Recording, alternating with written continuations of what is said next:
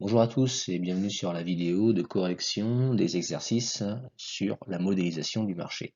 Donc ces exercices ils viennent à la fin du point 3 que nous avons vu, donc qui ont pour but de reprendre les éléments théoriques pour modéliser un marché. Donc c'est important de pouvoir comprendre ces exercices parce que l'évaluation sera calquée un petit peu sur ce type d'exercice. Donc si vous n'avez eu du mal à faire ce qui a été demandé, bah, prenez du temps de regarder la vidéo et je vous invite à refaire les exercices demandés ensuite pour pouvoir vous assurer d'une bonne compréhension. Alors le premier exercice, c'est l'exercice de la modélisation d'un marché simple.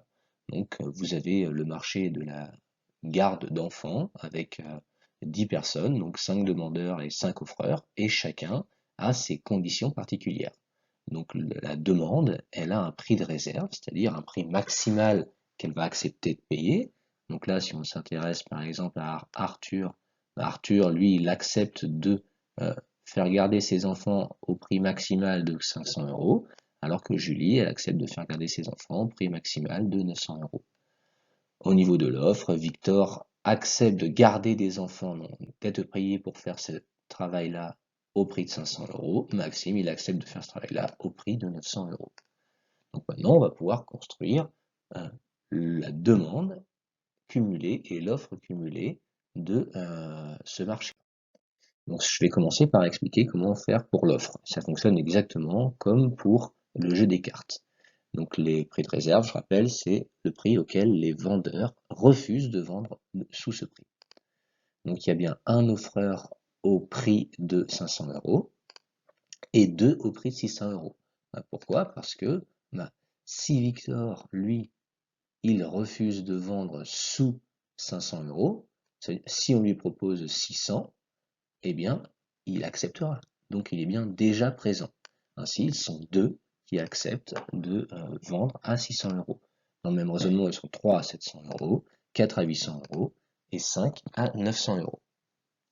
Si on se met du côté de la demande, eh bien cette fois-ci, le prix de réserve, c'est le prix maximal qu'ils acceptent de payer.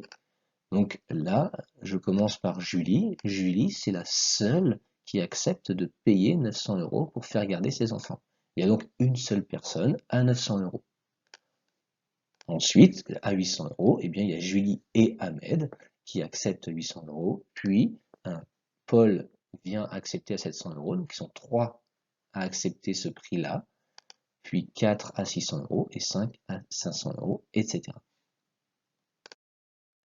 Ainsi, on peut dresser le tableau de l'offre et de la demande. Donc, on remarque que pour 500 euros, il y a un offreur, 5 demandeurs. Pour 900 euros, il y a 5 offreurs, un seul demandeur. Donc, à partir de là, on peut construire le tableau le graphique pardon, de l'offre et la demande. Et vous devriez avoir quelque chose comme ceci. Donc, comme j'ai construit mon graphique sur Excel, eh bien, j'ai les prix là, qui commencent à 0. C'est pas une obligation, hein. Vous pouvez faire commencer vos prix à 400 euros, histoire de ne pas avoir une courbe qui touche votre axe, mais vous n'êtes pas obligé de commencer à, à 0.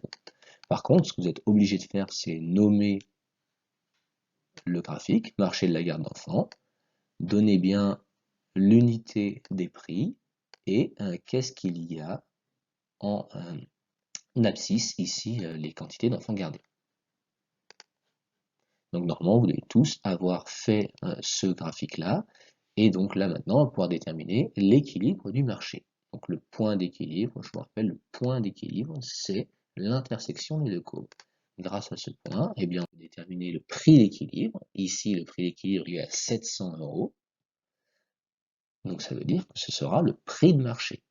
Par la négociation, les acheteurs et les vendeurs se mettront d'accord autour du prix de 700 euros. Et à ce prix, 3 transactions seront réalisées. Donc on remarque que tous les enfants ne seront pas gardés. Simplement 3 transactions seront réalisées, les autres étant exclus du marché.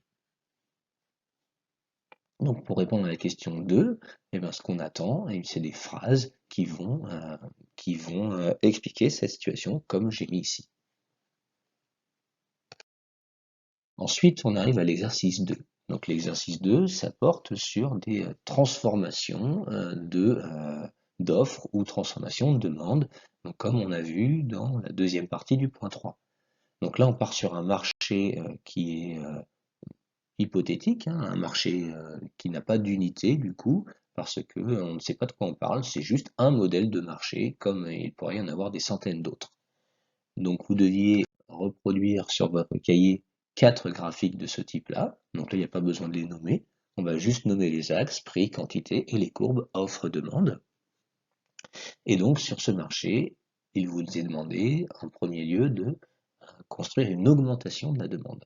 Alors l'augmentation, donc là, ce qu'on peut faire, c'est établir dans un premier temps le prix d'équilibre et la quantité d'équilibre.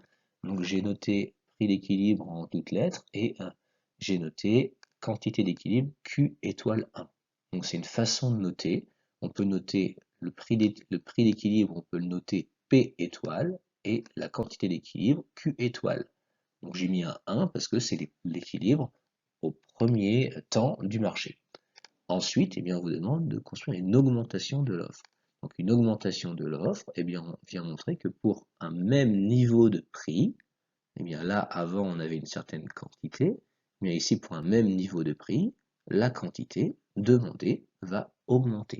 C'est bien uniquement l'offre qui augmente. Donc pour un même niveau de prix, la quantité augmente.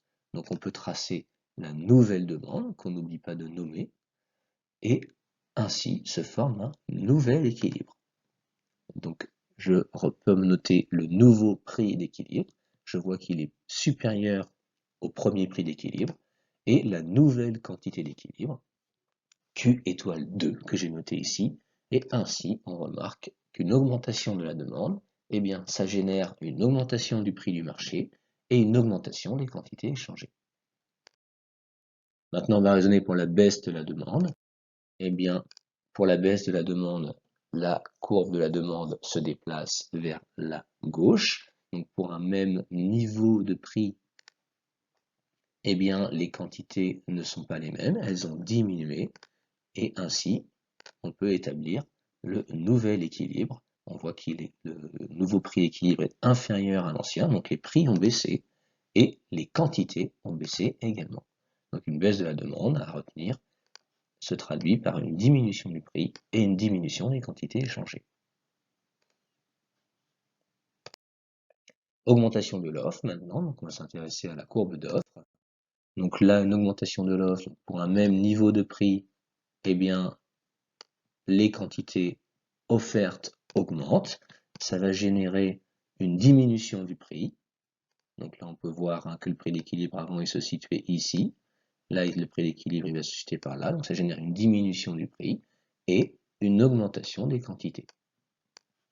Donc là, moi j'ai fait je n'ai pas mis sur le graphique une diminution du prix, augmentation des quantités, je ne l'ai pas symbolisé, hein, les premiers prix d'équilibre, deuxième prix d'équilibre, première quantité d'équilibre, deuxième quantité d'équilibre, ça vous devez le faire. Et enfin une baisse de l'offre, raisonnement inverse, hein, la courbe d'offre se déplace vers la gauche, et donc vous devez faire apparaître sur votre graphique une augmentation du prix et une diminution des quantités échangées. Donc voilà, j'espère que c'est plus clair pour vous. Si c'est pas plus clair, ben remettez cette vidéo-là et refaites les exercices. Donc, je vous souhaite un bon travail et puis on se retrouve au prochain cours où nous parlerons de l'effet d'une taxe ou d'une subvention sur l'équilibre du marché. Bon travail.